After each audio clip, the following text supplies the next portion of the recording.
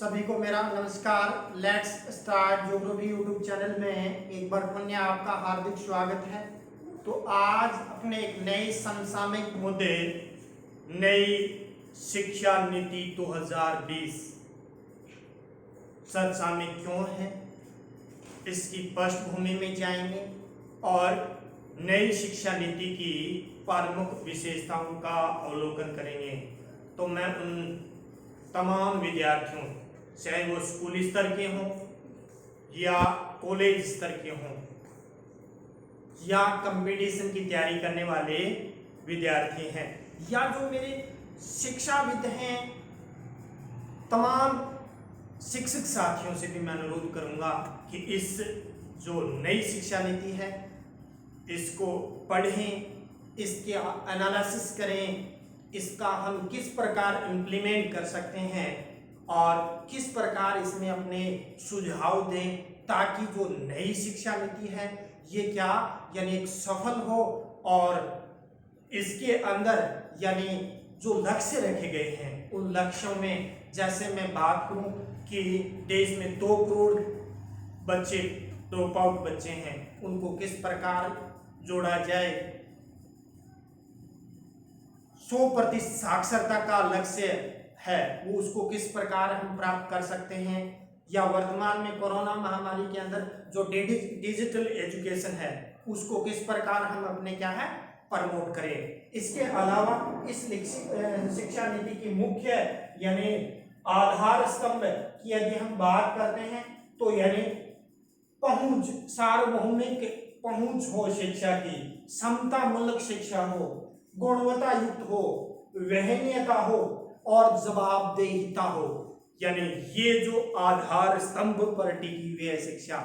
तो शिक्षक साथी, समाज के जो चिंतक वर्ग हैं, समाज सेवी हैं, ये यदि मिलकर इसको यानी इम्प्लीमेंट करेंगे तो निश्चित रूप से क्या है यह शिक्षा नीति कारगर होगी। चलो इस नई शिक्षा नीति के अंदर क्या परिवर्तन किए गए हैं पिछली जनसंख्या यानी शिक्षा नीति से, तो इस शिक्षा नीति के बारे में चर्चा करते हैं। तो यह चर्चा में क्यों है, तो चर्चा की बात करते हैं कि 34 साल बाद देश की नई शिक्षा नीति 2020 को हाल ही के अंदर केंद्रीय मंत्रिमंडल के द्वारा मंजूर किया गया है। और यह जो शिक्षा नीति है 1986 की शिक्षा नीति का स्थान इसके अंदर लेगी। और इसके अंदर देखें, देश भर के अंदर विद्यालयों और उच्च शिक्षा व्यवस्था में परिवर्तनकारी सुधार लाना यानी आमूलचूल परिवर्तन लाना इस शिक्षा नीति का मुख्य यानी लक्ष्य रखा गया है। इसके अंदर बात करते हैं, इसके अंदर यानी इसके अध्यक्ष थे के कस्तूरीरंगन, जो पूर्व में इसरो के अध्यक्ष थे। तो अध्यक्षता वाली यह समिति ने नई शिक्षा नीति के तहत शैक्षिक सुधार का सुझाव है वो इसने के कस्तूरीरंगन समिति ने मुख्य रूप से क्या है दिया। और इस नीति के तहत शैक्षिक सुधार विशेष रूप से क्या है यानी जोर दिया गया। इसके अंदर बात करते हैं इस जो यानी जो शिक्षा नीति आई इसकी पृष्ठभूमि क्या है, तो पृष्ठभूमि में बात करते हैं तो जो इससे पूर्व की जो नई शिक्षा नीति थी कौन सी यानी 1986 में तैयार हुई, 1991 में उसके अंदर क्या है यानी अपडेट उसके अंदर किया गया। फिर हम बात करते हैं आगे कि मई 2016 के अंदर क्या हुआ, पूर्व कैबिनेट सचिव थे स्वर्गीय टी.एस. सुब्रमण्यम की अध्यक्षता वाली नई शिक्षा नीति के विकास क्रम से जुड़ी समिति ने अपनी क्या है रिपोर्ट सौंपी थी। फिर यदि हम बात करते हैं इसके अंदर नई शिक्षा नीति के विकास क्रम से जुड़ी समिति ने अपनी रिपोर्ट सौंपी। इसके आधार पर केंद्रीय मानव संसाधन विकास मंत्रालय ने नई शिक्षा नीति 2016 का क्या इससे जुड़े इनपुट तैयार इसके अंदर है वो किए। इसके बाद हम बात करते हैं जून 2017 के अंदर। तो जून 2017 के अंदर के कस्तूरी रंगन की अध्यक्षता वाली नई शिक्षा नीति प्रारूप समिति का क्या है यानी गठन कर दिया गया। कब? जून 2017 के अंदर। तो इसके यानी एक एक लाइन के अंदर महत्वपूर्ण फैक्ट बनते हैं, चाहे वो यूजीसी नेट के लिए हो या स्कूल लेक्चर के लिए हो या रेट एग्जाम के अंदर हो या अदर एग्जाम के लिए, यानी मुख्य रूप से क्या है इससे महत्वपूर्ण प्रश्न बनते हैं। तो आप इसको गौर से पढ़ें और इसके अंदर क्या परिवर्तन आए हैं तो वो यानी उसका एनालिसिस करें। आगे हम बात करते हैं, समिति ने अपनी रिपोर्ट मानव संसाधन मंत्री को 31 मई 2019 को इसके अंदर क्या है यानी वो रिपोर्ट क्या कर दी, सौंप दी। कब? यानी 31 मई 2019 को, यानी पिछली साल ये रिपोर्ट है वो यानी सौंप दी गई। फिर बाद में क्या हुआ कि इसके अंदर नई जो शिक्षा नीति है इस 2020 इसके महत्वपूर्ण तत्व क्या है इस पर भी हम डिस्कस करते हैं। तो ये यानी तथ्य की यदि हम बात करते हैं तो सर्वप्रथम तो यानी 2020 के स्तर सतत विकास लक्ष्य हैं, यानी सतत पोषणीय विकास लक्ष्य जो 17 यानी लक्ष्य रखे उसमें शिक्षा यानी सार्वभौमिक शिक्षा पर भी विशेष जोर दिया गया है। जो सेंडई फ्रेमवर्क बना था 2015 उसमें 2030 तक लक्ष्य रखे गए थे, तो उसके मद्देनजर यानी विकास एजेंडे से जुड़ी हुई है ये, सतत विकास एजेंडे से पहले बात हुई। दूसरा यदि हम बात करते हैं यानी जो ये नीति है इसका जो मुख्य स्तंभ क्या है, यानी किस पर ये शिक्षा नीति टिकी हुई है। एक तो पहुंच, सार्वभौमिक शिक्षा, सभी पर शिक्षा प्राप्त हो, समतामूलक शिक्षा, सभी को समान दृष्टिकोण, इसके अलावा गुणवत्ता युक्त शिक्षा, इसके अलावा वहनीयता और जवाबदेहिता पर मुख्य रूप से क्या है ये शिक्षा नीति है वो टिकी हुई है। तो ये जो मुख्य रूप से आधार स्तंभ है और उसमें यानी जब तक चिंतक वर्ग, समाज के जो यानी सामाजिक कार्यकर्ता हैं, प्रबुद्ध नागरिक हैं, समाज सेवी हैं, शिक्षक साथी यथार्थ धरातल पर उतारेंगे तो निश्चित रूप से हम इनके लक्ष्यों को प्राप्त करेंगे। तो इसके अंदर क्या कहा गया कि प्राथमिक से लेकर माध्यमिक स्तर की जो स्कूली शिक्षा के सभी स्तर पर सार्वभौमिक पहुंच सुनिश्चित करना, यानी 100% साक्षरता का लक्ष्य इसके अंदर शामिल किया गया। इसके बाद स्कूल छोड़ चुके बच्चों को वापस लाने के उद्देश्य से अवसंरचनात्मक सहयोग एवं नवाचार युक्त शैक्षिक केंद्रों की व्यवस्था करना। जो ये मॉडल स्कूल बन रहे हैं तो यानी एक आदर्श यानी स्कूलों की स्थापना करना, ड्रॉप आउट बच्चे जो बाल श्रमिक हैं उसको किस तरीके से यानी जोड़ा जाए, ये उसके अंदर कई नवाचार इसके अंदर शामिल किए गए हैं। इसके बाद हम बात करते हैं शिक्षा में औपचारिक और अनौपचारिक मोड को अपनाने की बात है, यानी इस शिक्षा नीति के अंदर यानी की गई है। सबसे महत्वपूर्ण बात है कि वर्तमान परिदृश्य में बच्चों में हाई परसेंटेज को लेने के चक्कर में डिप्रेशन में रहते हैं, तो उसके लिए क्या किया गया है कि विद्यालय में काउंसलर और प्रशिक्षित सामाजिक कार्यकर्ता को जोड़ना एक पहलू रखा गया। यानी स्कूल के अंदर काउंसलिंग हो, कॉलेजों में होते स्कूलों में भी काउंसलिंग हो, बच्चा क्यों नहीं पढ़ रहा है, क्या रीजन है, तो काउंसलर हो। इसके अलावा समाज के जो शिक्षित या यूं कहें प्रशिक्षित जो सामाजिक कार्यकर्ता है उसको भी जोड़ना एक महत्वपूर्ण पक्ष है, जिससे शिक्षा के अंदर गुणात्मक परिवर्तन आएगा।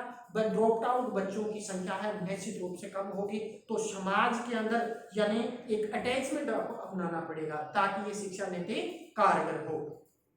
फिर बात करते हैं हम आगे, तो NIOS national institute of open schooling तथा राज्यों के ओपन स्कूल के जरिए कक्षा 3, 5 और 8 के लिए ओपन लर्निंग की व्यवस्था इसके अंदर क्या है की गई।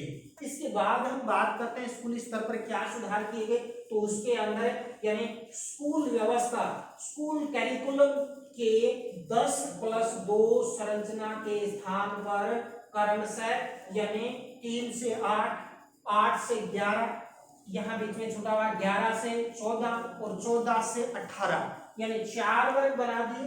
आयु वर्ग वाले बच्चों के लिए क्या बना दिया, 5+3+3+4 की व्यवस्था को अपनाना एक महत्वपूर्ण पक्ष है इस नई शिक्षा नीति का। इसके बाद हम बात करते हैं कि नई व्यवस्था में 12 साल का जो स्कूली शिक्षा के तहत 3 साल के जो आंगनवाड़ी और प्री स्कूल भी इसके अंदर क्या है शामिल किए गए। इसके बाद हम बात करते हैं तो सबसे महत्वपूर्ण तथ्य इसके अंदर यह शामिल किया गया कि जो विद्यालय जो छोड़ चुके लगभग 2 करोड़ बच्चों को मुख्य धारा में यानी जो ड्रॉप आउट बच्चे हैं उनको किस प्रकार क्या है यानी शिक्षा से जोड़ा जाए, मुख्य यानी जो धारा में कैसे लाया जाए का संकल्प भी इसके अंदर लिया गया है। इसके अलावा एनसीईआरटी 8 वर्ष की उम्र के बच्चों के अंदर क्या क्या के लिए national curriculum and pedagogical framework for early childhood care and education विकसित करेगा। यानी ये 8 वर्ष के बच्चों के लिए यानी ये जो संस्था है ये यानी उसके विकास कार्य करेगी। इसके अलावा foundation and literacy and numeracy को महत्व देने के मद्देनजर NMFLN स्थापित किया जाएगा। यानी नेशनल कैरिकुलर पेडागोजिकल संस्था की स्थापना की इधर होगी। इसके बाद हम आगे बात करते हैं नीति में सभी विद्यार्थियों को ग्रेड 3, 5 और 8 में स्कूल परीक्षा में बैठने का जिक्र इसके अंदर किया गया है। अब आता है सबसे महत्वपूर्ण बात, कईयों के मन में कंफ्यूजन है क्या 10वीं और 12वीं के बोर्ड समाप्त कर दिए गए, नहीं, ये लाइन पढ़िए 10 और 12 की बोर्ड परीक्षाएं पहले जैसी रहेगी। तो बोर्ड परीक्षाएं इसके अंदर यानी को समाप्त नहीं किया गया है। इसके बाद यदि हम बात करते हैं कि स्टैंडर्ड सेटिंग निकाय के तौर पर एक नेशनल असेसमेंट सेंटर परट की स्थापना इसके अंदर क्या है यानी की जाएगी। इसके बाद यदि हम बात करते हैं नेशनल असेसमेंट परख है इसकी स्थापना इसके अंदर प्रमुख है यानी की जाएगी। इसके अलावा नीति में गैर लाभान्वित क्षेत्रों और समूहों के लिए यानी हम बात करते हैं तो इसके लिए यानी जेंडर एनवेलेजिंग फंड और स्पेशल एजुकेशन जोन की स्थापना इसके अंदर प्रमुखतः की गई। इसके अलावा यानी हम बात करते हैं उच्च शिक्षा सहित जो वोकेशनल शिक्षा है इसमें ग्रोस जो एनरोलमेंट जो रेशियो है वो 2018 के अंदर है 26.3% और उसको 2035 तक बढ़ाने का लक्ष्य रखा है 50%। तो उसमें तब तक यानी अपने कारगर होंगे जब एक मिलकर इकाई के रूप में शिक्षाविद है, समाज के जो चिंतक वर्ग हैं, साहित्यकार हैं, समाज सेवी हैं और प्रबुद्ध नागरिक हैं, मिलकर इसके अंदर क्या है अपना सहयोग देंगे तो निश्चित रूप से क्या है हम जो ये लक्ष्य निर्धारित किए हैं तो प्राप्त करेंगे। तो उन सम्मानित शिक्षक साथियों से अनुरोध है कि इस जो नई शिक्षा नीति है इसको इम्प्लीमेंट करने के लिए जो अपने स्तर पर जो कार्य दिए जाते हैं उनको ईमानदारी से करें। आगे हम बात करते हैं आगे देखते हैं कि उच्च शिक्षण संस्थाओं में 3.5 करोड़ नई सीटें इसके अंदर हैं वो जोड़ी जाएगी, यानी हायर एजुकेशन पर भी विशेष फोकस इसके अंदर दिया गया। क्यों? क्योंकि लक्ष्य 2035 तक 50% करना है, तो सीटें बढ़ा के 3.5 करोड़ सीटें जोड़ दी जाएगी, तो उसमें भी रोजगार के नए सर्जन इसके अंदर होंगे। और दूसरा यदि हम बात करते हैं आईआईटीज और आईआईएम्स की तरह multidisciplinary education and research universities की स्थापना इसके अंदर है वो प्रमुखतः की जाएगी। यानी जो कौन सी संस्था की स्थापना, यानी education and research universities Meru, यानी मल्टीडिसिप्लिनरीज एजुकेशन एंड रिसर्च यूनिवर्सिटीज, जिसको हम शॉर्ट में कहते हैं मेरू, की स्थापना इसके अंदर की गई। इसके अंदर एक ये किया गया कि उच्च शिक्षा के स्तर में शोध संस्कृति और शोध क्षमता निर्मित करने के लिए राष्ट्रीय शोध फाउंडेशन की स्थापना भी इसके अंदर की गई। इसके हम बात करते हैं आगे, तो संपूर्ण शिक्षा के लिए भारत का उच्चतर शिक्षा आयोग सर्वोच्च निकाय होगा, जिसमें मेडिकल और लीगल एजुकेशन इसके अंदर है वो शामिल किए गए हैं। यानी हायर एजुकेशन के लिए यानी उच्चतर शिक्षा आयोग सर्वोच्च निकाय होगा, जिसमें मेडिकल और लीगल जो एजुकेशन है वो इसके अंदर शामिल नहीं किया गया है। इसके अलावा हम बात करते हैं पाली, फारसी, प्राकृत के राष्ट्रीय संस्थान और संस्थानों के स्थापना का भी इस शिक्षा नीति में जिक्र किया गया है। इसके अलावा सर्वाधिक महत्वपूर्ण फैक्ट यह है कि 100% कौन से युवा और वैश्विक साक्षरता प्राप्त करने का लक्ष्य इसके जो नई शिक्षा नीति है इसके अंदर शामिल किया गया। और इसके बाद अंतिम टॉपिक पर यदि हम डिस्कस करते हैं तो शिक्षा के क्षेत्र में सार्वजनिक निवेश को जल्द से जल्द जीडीपी के 6% तक बढ़ाने के लिए केंद्र और राज्य मिलकर कार्य करेंगे। इसका अर्थ क्या हुआ कि शिक्षा के अंदर जो खर्च होता है वर्तमान में 2 से 3%, तो उसको बढ़ाकर कितना, यानी 6% जो कुल जीडीपी की आय जीडीपी है उसका 6% शिक्षा पर खर्च किया जाएगा। और यह एक महत्वपूर्ण बात है जिससे शिक्षा के अंदर यानी गुणात्मक परिवर्तन होगा। तो इसी के साथ आज का जो समसामयिक टॉपिक है यहीं समाप्त करते हैं। जय हिंद, जय भारत। पढ़ेगा इंडिया तो बढ़ेगा इंडिया।